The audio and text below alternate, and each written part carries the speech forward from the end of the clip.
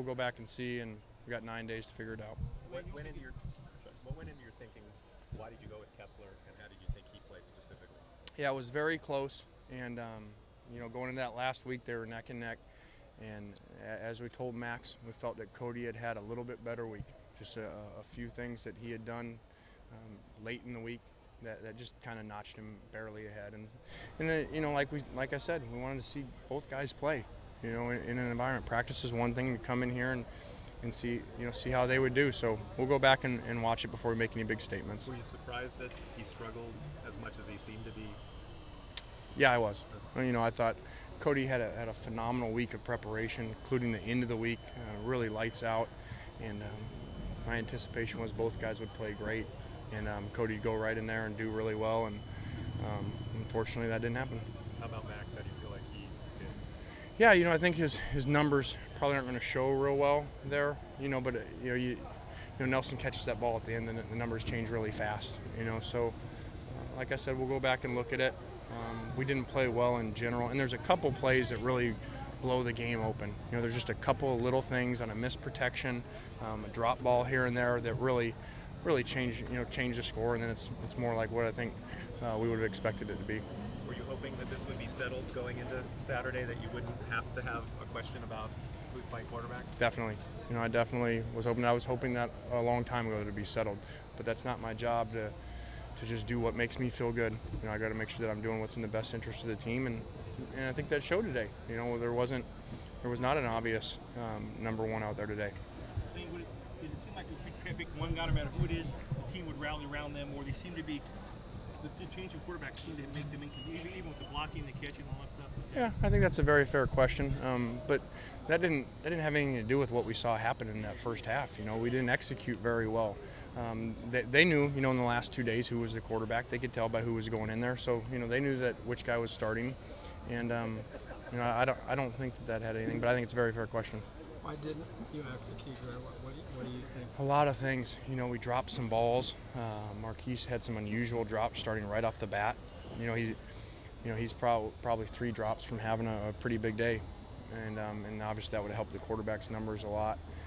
And then we missed some things in the protection. The young left side there, which has done so well, missed some things and some communication in the 3-man front.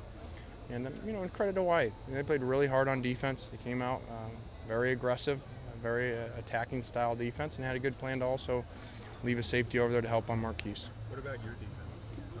Did you think they were going to be that good that early?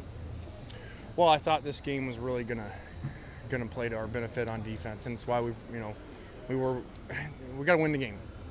This would be a much different press conference if we lost the game, and so the feeling coming into the game, with their quarterback making their first start, the running back not playing, that we felt they would struggle against our front 7, and we'd be really aggressive in going after them, and that's what happened. A bunch of turnover, bunch of hits on the quarterback. And we were very aggressive. We put it on our players that we were going to continue to be aggressive throughout the game, regardless of what the score was. And I thought they really responded. And, arguably the best player over there, we sat today, even though he probably could have played. Why was the offensive line so poor tonight? Yeah, I did. We didn't play real well. We missed a couple things that really break a couple plays open, a couple run plays, and then 2 different pass plays that we missed a protection that, really changed the outcome of the scoreboard. You got both quarterbacks right behind you. Who was better? Which quarterback was better? I'll have to go back and look at the film. Neither of them separated themselves, and I just thought and we didn't help them very much. You start dropping balls like we were, that changes the rhythm. And then we fumble and lose 10 yards on a fumble, and have a couple penalties. So we didn't help them, and obviously that falls on me. Talk about the run game. There was some good things in there. I think we rushed for over 200 yards tonight. I think Trey. Remember we left home our 2 most experienced tailbacks. Our two tailbacks tonight had never played a college football game at tailback. One was in high school last year. So I thought they did some good things in there. Really, I thought Trey ran really hard and made some yards after contact. So I was pleased. Outside of the fumble, I was pleased with those guys. Is it fair to say Max was throwing a livelier ball tonight than Cody? I don't know. He had some zip on the ball, but he always does. Our goal is to be 1-0, and try to stay as healthy as we can and rotate players in. We had 55 scholarship players available to us today to play. And so obviously that's a pretty low number, so we're just trying to put us in the best position for a really good season, and that's to be 1-0 and try to stay as healthy as we can.